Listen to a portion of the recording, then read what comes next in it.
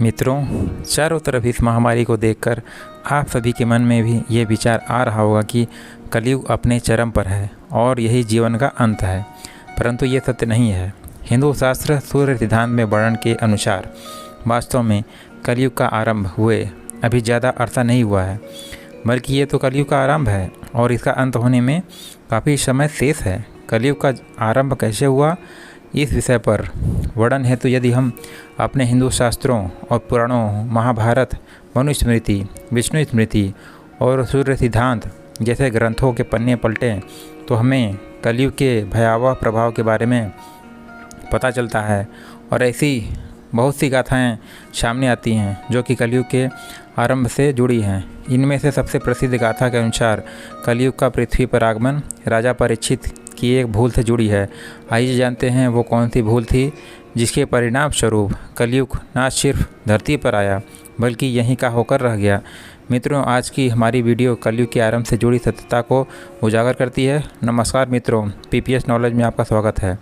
Video को आगे बढ़ाते हुए अब जानते हैं वो संदर्भ के बारे में जो कलयुग के आरंभ से जुड़ा सबसे प्रचलित संदर्भ है।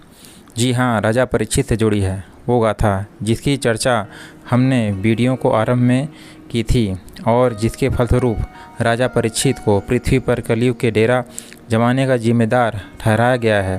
क्या थी वो भूल, आइए जानते हैं। वीडियो के इस भाग में क्या आपने कभी सोचा है ऐसे क्या कारण रहे होंगे जिसके चलते कलयुग को धरती पर आना पड़ा। महाभारत की समाप्ति के साथ द्वापर युग की समाप्ति के दिन भी समीप आ रहे थे।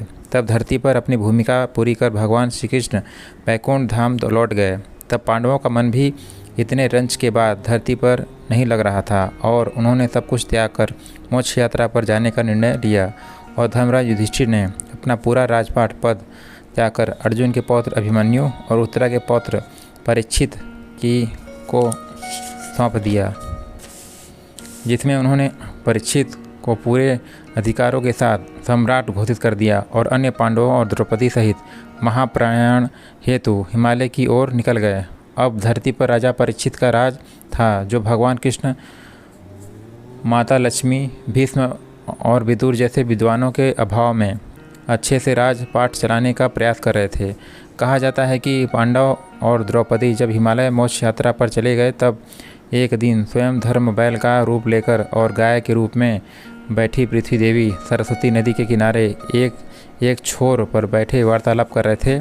गाय के रूप में बैठी पृथ्वी के नयन आंसुओं से भरे हुए थे। उनकी आंखों से लगातार अश्रु बह रहे थे। पृथ्वी को दुखी देख धर्मरूपी बैल ने उनसे उनकी परेशानी का कारण पूछा। धर्म ने कहा, देवी, कहीं तुम यह देखकर नहीं घबरा गई कि मेरा बस एक ही पैर है, या तुम इस बात से दुखी हो अब तुम्हारे ऊपर बुरी ताकतों का शासन होगा। इस सवाल का जवाब देते हुए पृथ्वी देवी बोली हैं, धर्म तुम हो सब कुछ जानते हो, ऐसे मुझसे मेरे दुखों का कारण पूछने से क्या लाभ। सत्य, मित्रता, त्याग, दया, शास्त्र, विचार, ज्ञान, वैराग्य, ऐश्वर्य, निमित्ता, कोमलता, धैर्य आदि के स्वामी श्री कृष्ण के अपने धाम चले जाने की वजह से कलयुग ने मुझ पर कब्जा कर लिया है। श्री कृष्ण के चरण कमल मुझ पर पड़ते थे जिसकी वजह से मैं खुद को सौभाग्यशाली मानती थी, परंतु अब ऐसा नहीं है। अब मेरा सौभाग्य समाप्त हो चुका है।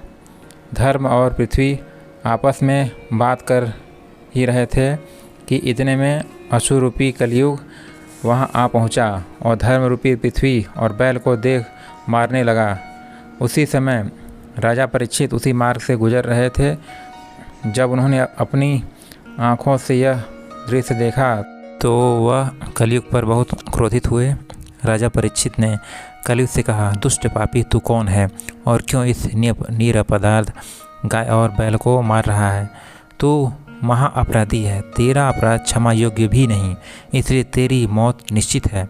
इतना कहते हुए राजा परीक्षित ने अपनी तलवार निकाली और कलयुग को मारने के लिए आगे बढ़े। राजा परीक्षित का क्रोध देखकर कलयुग थरथर कांपने लगा। भयभीत कलयुग अपनी राक्षसी वेशभूषा को उतारकर राजा परीक्षित के चरणों में गिर गया और क्षमा याचना करने लगा। राजा परीक्षित ने भी अपने शरण में आए हुए कलयुग को अपने जीवन की भीख मांगता देख उसे मारना उचित नहीं समझा। और उसे चेतावनी देते हुए कहा कि कलयुग तू मेरी शरण में आया है, इसलिए मैं तुझे जीवन दान दे रहा हूँ, किंतु अधर्म, पाप, झूठ, चोरी, कपट, दरिद्रता आदि अनेक द्रव्यों का मूल कारण तू ही है। तू मेरे राज्य से अपनी अभी निकल जा और कभी लौट कर न आना। कलयुग ने राजा परीक्षित की बात सुनकर बड़ी चतुरता से कहा, पूरी पृथ्वी पर आपका निवास है। पृथ्वी पर कोई ऐसा स्थान नहीं जहाँ आपका राज नहीं हो।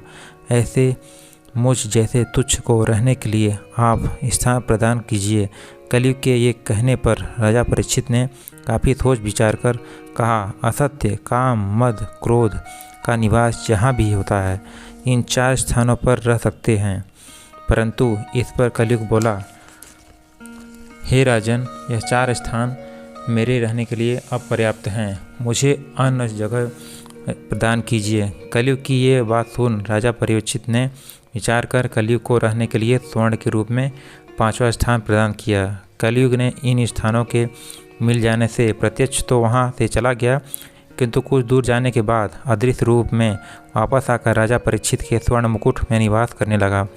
और फिर इसी तरह कलयुग का आगमन धरती पर हुआ। मार्कंडेय पुराण में वर्णन मिलता है कि कलयुग के शासक मनमाने ढंग से जनता पर राज करेंगे, मनचाहे ढंग से लगान वसूल करेंगे।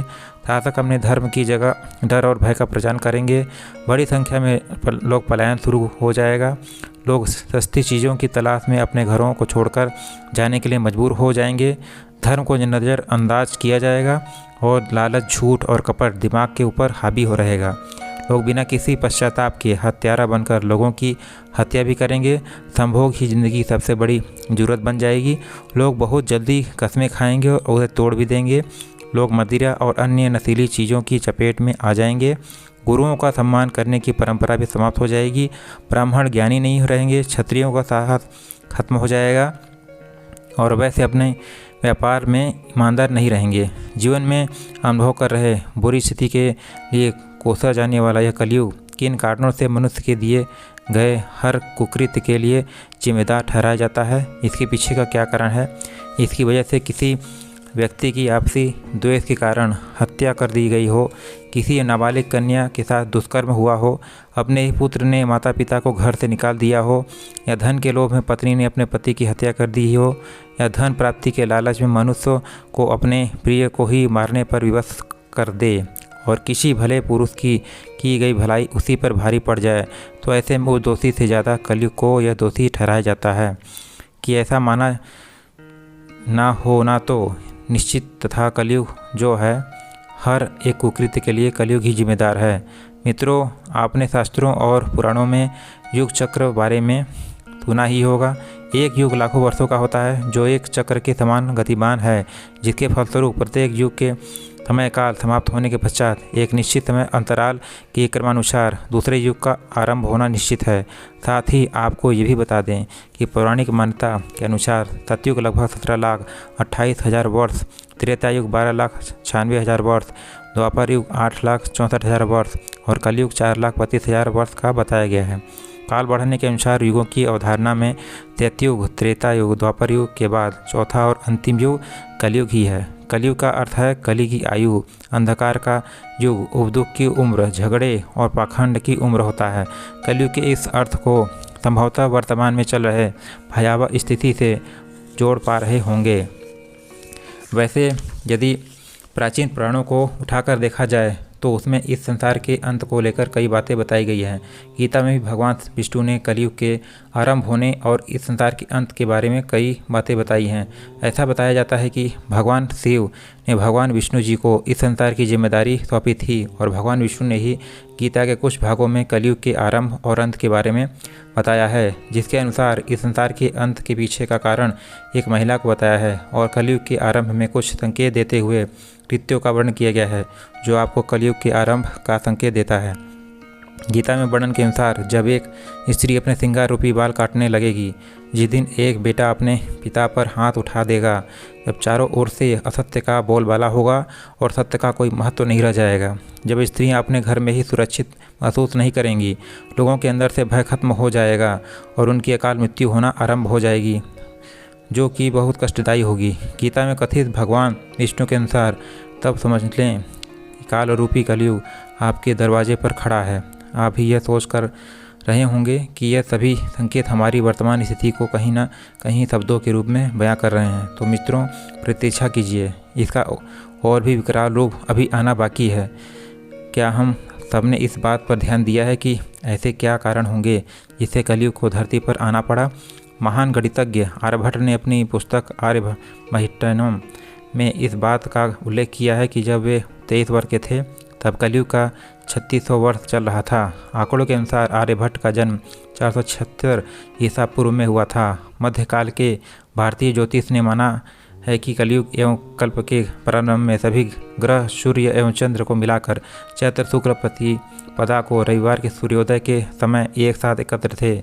अधिकतर विद्वानों के अनुसार कलयुग का प्रारंभ 3102 ईसा पूर्व हुआ था। इस मान से कलयुग का काल 4,36,000 साल लंबा चलेगा। अभी तो युग का प्रथम चरण ही चल रहा। कलयुग का प्रारंभ 3102 ईसा पूर्व हुआ था, जब 5 ग्रह मंगल, बुध, शुक्र, बृहस्पति और शनि मेष राशि पर 0 डिग्री पर हो गए थे। गणना की जाए तो 5,5122 वर्ष कलयुग के बीत चुके हैं और 4,26,882 वर्ष अभी बाकी हैं। श्रीमद् भागवत पुराण में भी इसका वर्णन किया गया है, जिसके अनुसार सुखदेव जी राजा परीक्षित को कलयुग के संदर्भ में चर्चा करते हुए बताते हैं। जिस समय सप्तर्षि माघा नक्षत्र में विचरण कर रहे थे तब कलयुग काल का प्रारंभ हो गया था। कलयुग की आयु देवताओं की वर्ष गणना 1200 वर्ष की थी, अर्थात मनुष्य की गणना अनुसार 4,32,000 वर्ष की है। यदि इन चारों कालों में अंतर करने में कोई कठिनाई हो रही हो तो इसका विचार करते हुए हम आपको बता दें। सतयुग में मनुष्य की लंबाई 32 फीट अर्थात 21 हाथ बताई गई है। इस युग में पाप की मात्रा 0% और पुण्य की मात्रा 100% होती है। त्रेता युग में मनुष्य की लंबाई 21 फीट अर्थात लगभग 14 हाथ बताई गई है। इस युग में पाप की मात्रा 25% और पुण्य की मात्रा 75% होती है। तीसरा द्वापर युग में मनुष्य की लंबाई 11 फीट अर्थात 7 हाथ बताई गई है। इस युग में पाप की मात्रा 50% और पुण्य की मात्रा 50% होती है। कलयुग में मनुष्य की लंबाई 5 फीट 5 इंच अर्थात 3.5 हाथ बताई गई है। इस युग में धर्म का अंश 1/4 ही रह जाता है। इस युग में पाप की मात्रा 75% और पुण्य की मात्रा 25% होती है। मित्रों, हमारे पुराणों में कलयुग के अंत से जुड़ी बातें भी लिखी गई हैं और इसी के साथ वीडियो समाप्त करते हैं। आपको हमारी वीडियो कैसी लगी कमेंट करके ज़रूर बताएं और सब्सक्राइब करना ना भूलें और लाइक और शेयर करना ना भूलें। धन्यवाद।